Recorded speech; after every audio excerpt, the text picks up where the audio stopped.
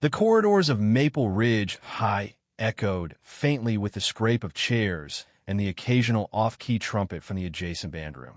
It was the kind of school where the linoleum floors always smelled faintly of pine-scented cleaner, and the posters on the walls were faded reminders of pep rallies and bake sales long past.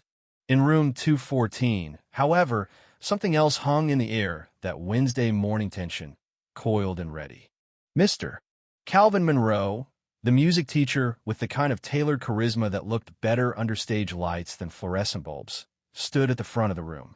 His polished shoes reflected the glossy tiles beneath him as he paced with the confidence of a man who considered every class a personal recital.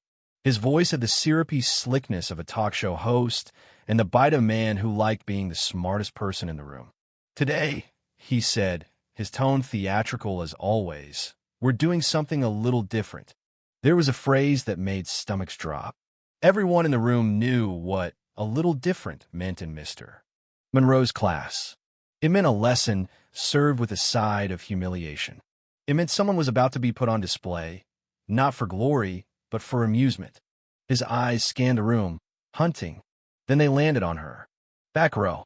Head down. Same oversized hoodie she wore every day. Sasha Delgado. 16. Transfer student. Lived in the apartment complex 2 blocks behind the football field. She kept her head low, her voice lower, and her presence almost non-existent. "Miss Delgado," he drawled, dragging out her last name like it was something unpleasant he found on the bottom of his shoe. "Ever held a violin?" Sasha looked up slowly. Her dark eyes were calm, unreadable. "Yes," she said quietly. A couple of students snickered. The sound wasn't cruel exactly, just dismissive, the way laughter always sounds when it's aimed at someone you've already decided doesn't matter. "Oh, really, Mr. Monroe tilted his head, lips curling into the kind of smile that always came before a takedown. "Well, what a lucky day for us. Come on up. Let's see what you've got." Sasha stood up, unhurried. She walked past the desks with a kind of practiced stillness, not timid, not proud, just controlled. Her hands didn't tremble when he handed her the school's aging violin. She took it, adjusted the chin rest, and held it like an extension of her own body. She didn't glance at the students. She didn't look at Monroe. She closed her eyes, and for a moment, there was only silence. Then she played. The first note was so soft it barely existed, like a secret whispered into a storm. But it grew layered, aching, full of something no one in that room was ready for. The music wasn't from any lesson plan or repertoire the school used. It wasn't showy or designed to impress. It was something deeper, something mournful and ancient, like it had lived inside her for years, waiting to be set free. The room went still. The laughter died. Mr. Monroe's smirk collapsed into something else, confusion, maybe shame. And still she played. Her movements were fluid, almost ethereal. She wasn't just playing an instrument, she was bleeding through it. Her bow strokes were not just technique, they were emotion made visible. Pain, memory, maybe even love. 3 minutes passed. Then the final note fell.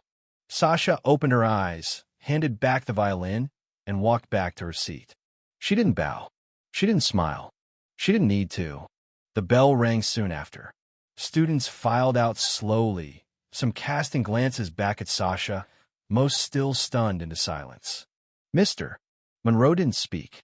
He stood holding the violin like it had just told him a truth he wasn't ready to hear. That afternoon, Sasha sat beneath the metal bleachers behind the school. The March wind tugged at her sleeves, but she didn't notice.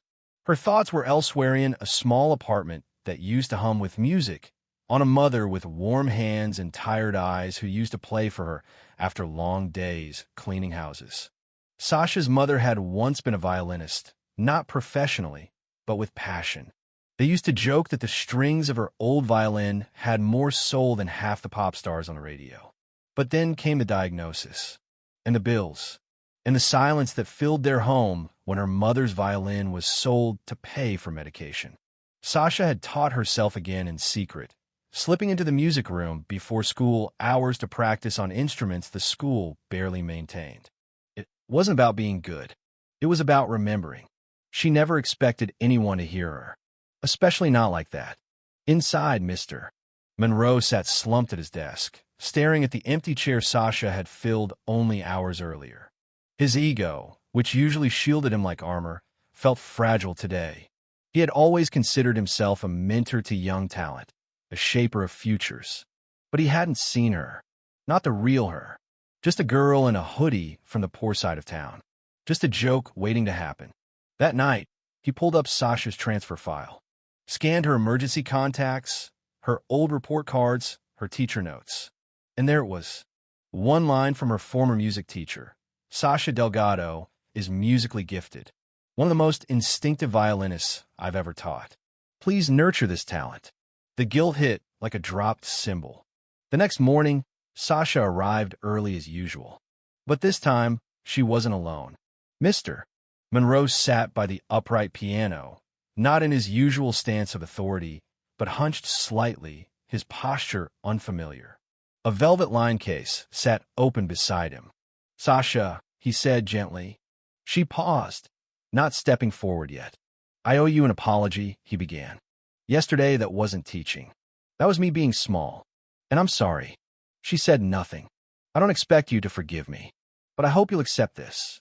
He motioned to the violin case.